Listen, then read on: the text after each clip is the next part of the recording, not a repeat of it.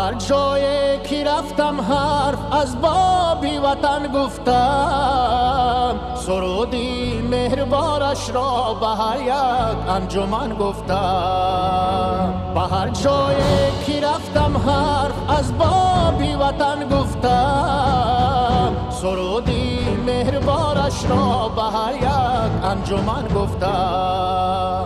به هر جا دوست پیدا کردم و گر قصه خواندم،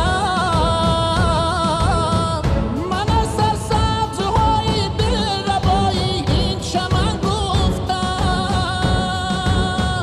وطن گفتم، وطن گفتم، وطن گفتم، وطن گفتم، وطن گفتم، کهن گفتم.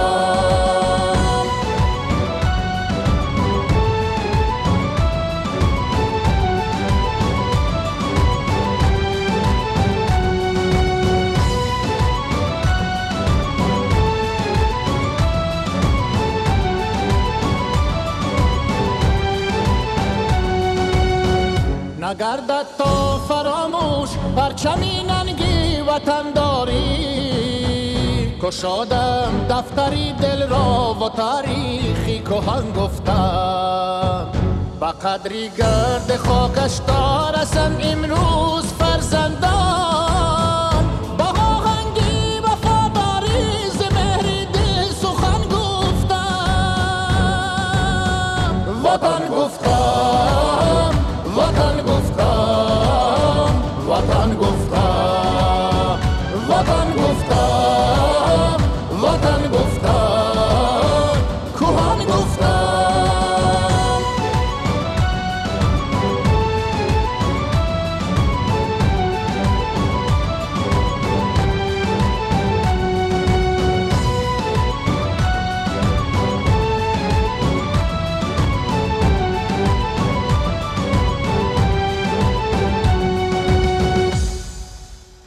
به هر جایی که بودم در سفر دور از کناری ملک، فقط یادی خوشش را هم صدای جان و تن گفتم.